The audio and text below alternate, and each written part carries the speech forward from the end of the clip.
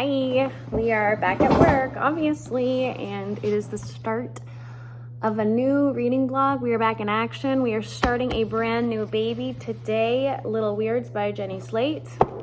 Now, I have heard that this is required reading for Pisces season, and I am a Pisces gal, so I thought it would only be appropriate to read it on the week of my day of birth, which, if you're wondering, is March 8th. So I got it out from the library, and my hold came in right on time. So here we are. This is our reading material, although we'll see how much reading I get done because I suspect we're gonna have a few big book orders coming in later today. In fact, I already have this one here, so let's open her. Okay, we got interrupted. People are starting their shopping early today, folks. But we did manage to open it. Oh, well, if it isn't Mr. Vladimir, that has been on everyone's screens as of late, including my own. And I did, in fact, order this for the store, so I'm not surprised. But I'm not going to buy it for myself because I feel like with buzzy books like this one, I have made an executive call to try, for the most part, to just get it from the library, even if it means waiting for like a million years for it, because I'm 35 on the holds list. So I know I'm not going to be reading it for a while, which is fine, but I don't know. I just think that that's the way to go. Just get those buzzy books from the library, unless it's a buzzy book that I know I'm really going to like and I'm going to be thinking about it. Therefore, I want to have it in my bookshelf, but something tells me I'm going to enjoy Vladimir, but I'm not going to be thinking about it much after the fact. So it's not going to be uber memorable, but I still want to read it. You know what I mean? But yeah, what else is in store for us today? Super pretty out, which is why people are out and about, because typically when I get here at 10, it's dead quiet. Yeah, we're gonna do some reading. I have no idea what Little Weirds is about. I think they're essays, but we'll find out together. Yeah, welcome. Nice to see you. I'm in way better spirits this week, so yay. It's mail time, and I just want to say how beautiful these books come. So Analog C is a little yearly journal, I guess you can say, and it's basically a compilation of different texts, whether it might be, or like essays, whether it's by contemporary authors or older classics. And yeah, they're so popular. We sell a bunch of these. And the publication is very like off-grid in the sense that they don't have social media. You need to contact them via like email or phone. And yeah, Analog C, in case you want to check them out. But wow, their packaging alone is so beautiful. So yeah, let's unbox and put away all these new goodies. I got 3 huge boxes from Book Depot, which is where we get our remainder books, and then we just sell them for $15, even if they're like hardcover or just like floppy, nice, big, large print books. So cue the unboxing footage. We haven't done this in a while.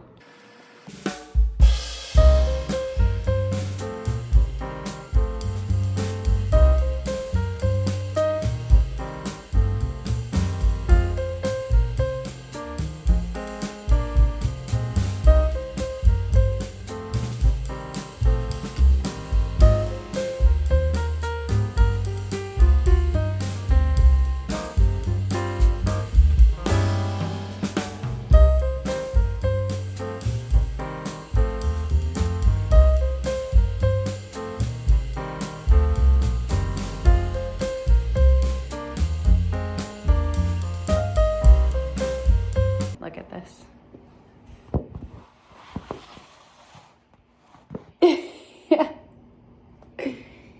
He's saying good morning.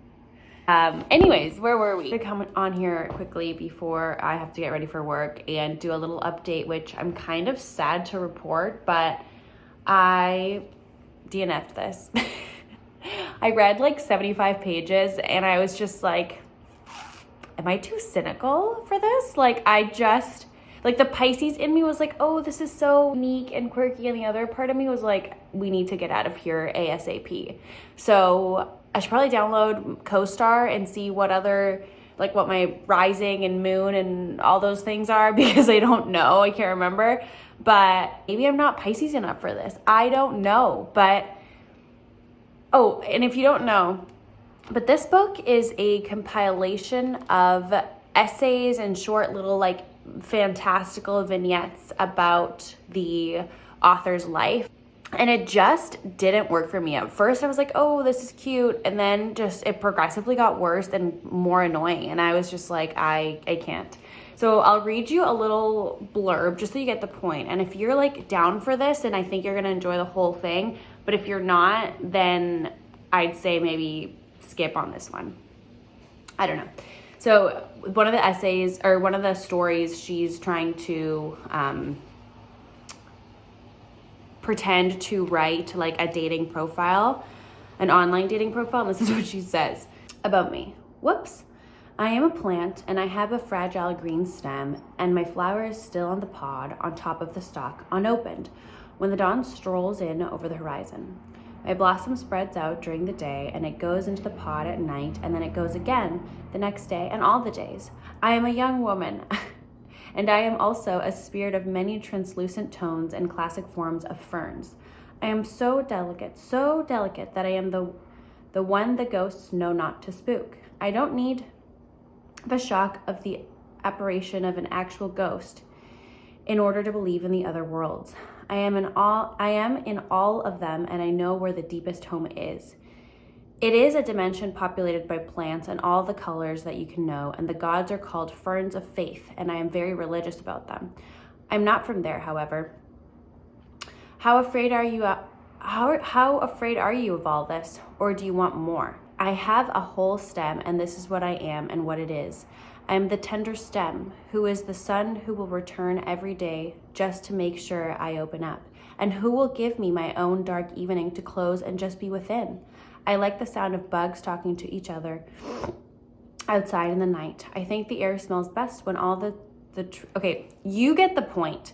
But I was just like, sis, did you go on an ayahuasca retreat in the middle of the Amazon and decide, and this was the product of said trip?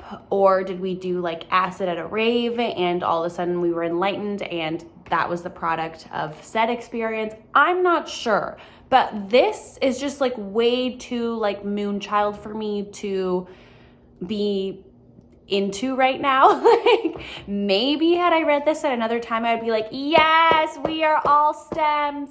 But right now I'm just like, we're gonna bring this baby back to the library. If you are wanting a book that's gonna make you feel bubbly and good and mushy on the inside, and you just wanna effervesce in the sentences and the world that the author is giving to you, then I would recommend The Book of Delights by Ross Gay. That I cannot wait to talk about that book in my wrap up. It was such a bundle of joy, just such a little treasure, and I would recommend that. I still think about that book every day, to be honest, and I think it's in a similar vein to this book, but more grounded on earth. So perhaps you'll enjoy that a lot more than this if you kind of echo my feelings around Little Weirds. But I'm sorry, Jenny Slate. I don't know, maybe at a different time I would have vibed with it, but not yesterday. Which led me to pick up The Friend by Sigrid Nunez, and I'm already obsessed. I am in part 3, page 52, and I'm eating this up. I cannot wait to get to like literally run to work so I can do more reading, because it just blew me away when I got home last night, and I was like, I really need something good right now. Like, please let this be good. And I will talk about this more because I really need to get ready. I just wanted to start the vlog. Okay, we'll talk about The Friend soon, promise. Bye. So we just enjoyed pasta for lunch, which it's gonna be now the 4th day that I have pasta for lunch. Actually, pasta for like almost every meal except for breakfast. That is what living alone has been like for me, folks. It's been great.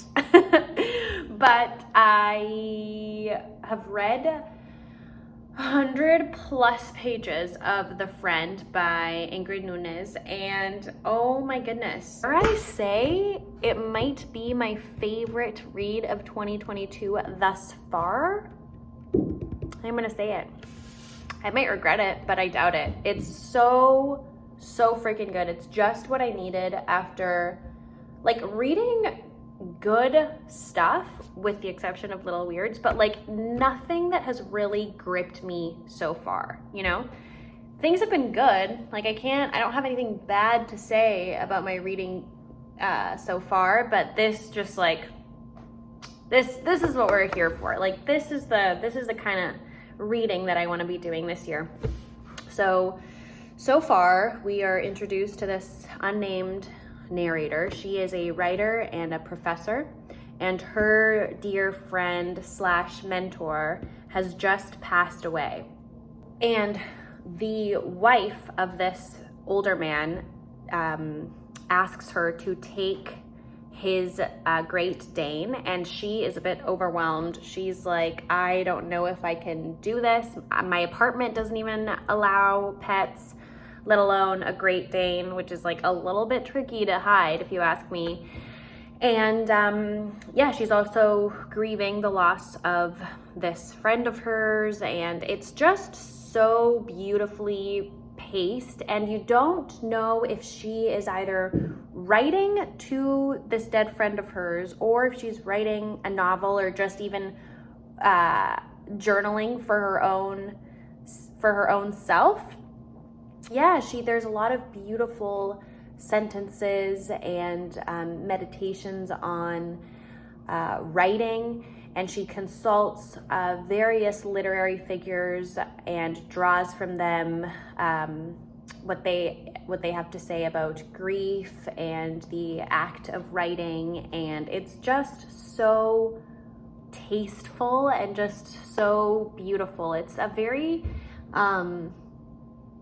smart book. Like, I don't know what I mean by that, but it's just very intellectual, and she's very self-assured, but also has such a calming way of expressing her life and what she's going through, and this deep kind of care that she starts to develop to this dog, Apollo, which like we stan Apollo. Apollo is bae.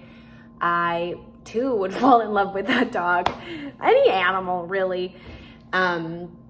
And yeah, it's just so beautiful, and I'm just eating it up. I can't wait to see where the story goes, and I just want to be inside this very beautiful story. I love it. It's very interior novel. We are very much inside her psyche and navigating this point in her life.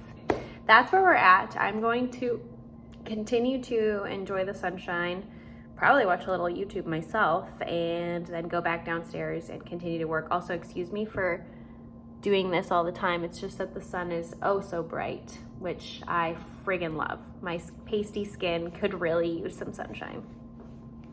But alas, I live in the Pacific Northwest, so there's not much of this. All right, catch up time. We haven't seen each other in a little because lots has happened since we last saw each other. The biggest thing being my friend Zoe flew in from New York for my birthday week. And I mean, not just for my birthday, it does happen to coincide with her reading break, but that has just been so lovely to have her stay with me, and she's just such a ray of sunshine. So yeah, I've been busy with her. I've also been working quite a bit. I actually had an amazing work day yesterday. The vibes were just right, you know? The day was just beautiful. Zoe came by, my other friend Kelsey came by. These two worlds collided. They became besties. Then we befriended two random customers that I interjected my way into their little friendship because I was like, they look cool. Like, I'm just gonna say hello. And I can, because I'm the bookseller. So, and then in came a dude, and coincidentally, they knew each other because just the night before they had met at a party, and I was like, the universe is trying to tell you guys something. And yeah, we all just ended up talking for like 3 hours, and that's part of a big aspect of my job that I love so much, is just the interesting, fun, and engaging people that I get to meet. And also not just that, which is cool in and of itself, but adding the love and curiosity for books and engaging in that space and those conversations. It's just very fulfilling at the minute. And yesterday was no exception, and I friggin' loved that my two friends were kind of privy into that nerdy book world that I'm a part of. So, and I think that's why I love YouTube so much too, is that like communal aspect of it, and engaging with people, and just like nerding out, and not just on here, but like on Instagram. And I know I repeat this constantly, but I just can't stop stressing and talking about it, but just the people that I've met through this has just been the loveliest thing, and the biggest side effect of all of this that I just did not anticipate whatsoever. So anyway, if these girls are watching, I'm sorry for outing you, and I hope you two go on a date, because they did exchange contact info before the guy left, and I was like, halla friggin' Luya, I was going to have a heart attack if these two kids did not connect. And they only saw each other at the bookstore, and that was it. Connection lost forever. That was not gonna happen under my watch. You should have seen me though. I was like pretending to read my book, but I was like watching like the mating ritual go down. And anyways, yeah, God, I'm so creepy, but I'm just a hopeless romantic, and I live for like organic, whether it's platonic or a little bit romantic, but just like organic conversations that sprout up in day-to-day life, whether it's at a cafe or at a bookstore or whatever. I mean, how wholesome is it to meet somebody at a bookstore? Like, that would have been my dream. Alas, I did what every other person on the planet does, and just like swiped away. But back to book, okay? Book talk. We finished The Friend, and I still stand by what I said. This is definitely going to be a read that will stick with me, and certainly be part of my 2022 highlights, if you will, because it was an absolute delight. The story just sucked me right on in. It was just so beautiful, and not just the story itself, but the literary tools that Nunez uses I found really interesting. I think I already mentioned it, but the main voice weaves in other literary figures to almost like engage in conversation and find comfort in language and in what they have to offer in terms of her grief, but other things and questions that she's contending with in her day-to-day life. And I just thought that was really beautiful to, like I said, seek comfort in the words or the language and the insight of fellow human beings that either are better at eloquating or putting together or conceptualizing what she's going through, or kind of give a little insight into how she might understand or overcome whatever it is that she's dealing with in that moment. And I just found that really fun because, like I said, it's just in constant engagement with these outside figures that still figure into the story and into her narrative. Also, I don't think I mentioned this, but the woman's mentor slash really close friend dies by suicide. So that adds a level of nuance and complexity that the woman is grappling with, and we see how she tries and just work through and understand why that happened, what led to that moment, as well as just her trying to work through her grief and let herself have that moment. And yeah, I just absolutely loved it. Also, I'm purposefully not engaging too much into the intricacies of the plot because something quite friggin' meta happens in the last 3 chapters, And it really flips the story on its head, and it just makes you adore the book even more. So I don't want to spoil that for you because I had no idea what was coming, and I was just like, oh my goodness. Sigrid Nunez, you are a star. I cannot wait to see what else this author comes out with, as well as I know she's got another novel, if I'm not mistaken. She might have more. But yeah, this was just such a highlight for me. I can't wait to recommend this to more folks. But anyways, that is it. I've decided to go ahead and start Oranges Are Not the Only Fruit by Jeanette Winterson. Can't wait to read this. Yeah, that's our next reading material, but I'm gonna just go and get ready because today's my birthday and I'm off to dinner with my parents, and yeah, we will catch up soon. I hope you enjoyed this reading vlog, and I hope that you pick up The Friend. If you see it in a used bookstore, if you see it at your library, pick it up. I don't think you'll be disappointed. Me and the kitty wish you a beautiful night, morning, or afternoon, whenever you're watching this. And I'll see you soon. Bye.